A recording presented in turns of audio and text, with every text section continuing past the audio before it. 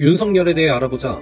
윤석열은 포퓰리스트이다. 윤석열은 엄청난 포퓰리스트인데 정치인이어서 포퓰리스트라고 말하는 것이지 그냥 민간인이 저렇게 행동했으면 사기꾼 소리를 듣는다. 국방, 외교, 경제 등 모든 분야에서 국민들에게 사기를 치는데 눈에 뻔히 보이는 사기임에도 불구하고 저런 사기꾼에게 지지를 보내는 일부 국민들을 보며 변희재 대표 말대로 윤석열의 최대 단점은 지지자가 정신병자다 라는 말이 얼추 맞는 것 같기도 하다. 2. 윤석열의 국방 포퓰리즘. 윤석열은 보수정권 대통령답게 국방에 대하여 상당히 사기를 많이 친다. 작년에 있었던 북한 무인기 사건 때는 서울의 방공망이 청와대 용산 이전으로 김건희의 양심마냥 구멍이 뻥뻥 뚫렸는데 그것에 대해선 죽어라 오리발 발뺌 거짓말 치다 북한 보고 확전을 각오하라니 무인기 부대 설립 및 예산을 증액하니 또 입으로 애극보수 태극기 할아버지들한테 최음제를 투여했는데 결국 예산은 0원도 증액시키지 않았다. 게다가 대한민국 대통령 중 최초로 자체 핵무장을 언급한 우리 윤두창 각하인데 정작 미국이 물어보니 찍소리 못하고 대한민국 대통령 최초로 대한민국 핵포기 선언까지 꼽아버린 희대의 사기꾼이다.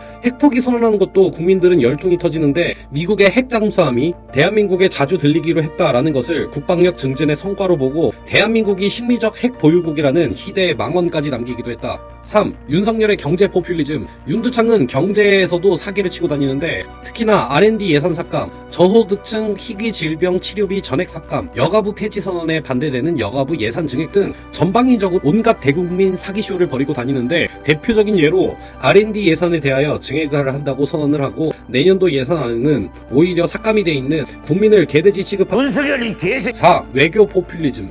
최근에 한미일 동맹, 한일 관계 정상화 등 오만 미사 여구는 다 붙여서 외교 잘한다로 홍보를 하는데 정작 IRA, 배터리, 후쿠시마 오염수 방류, 강제징용 한국 기업이 배상하게 만드는 것 등 뭐 하나 정상적인 것은 단 하나도 없고 적어도 주는 게 있다면 받아오는 것이라도 있어야 하는 게 외교인데 윤두창이 받아오는 것이라고 아무것도 정상화된 것이 없는데 아무튼 정상화됐다는 어거지 땡깡과 바이든 앞에서 광대쇼 벌인 노래 부르는 영상, 바이든 날리면으로 국민 청력 검사 한 것밖에 남지 않았다는 평가다. 5. 윤두창의 치욕.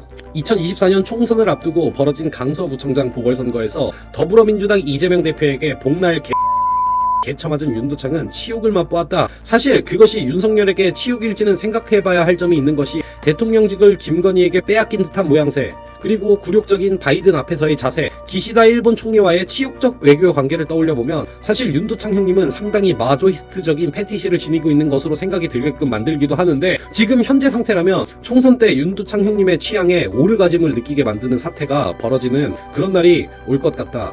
그만 알아보자.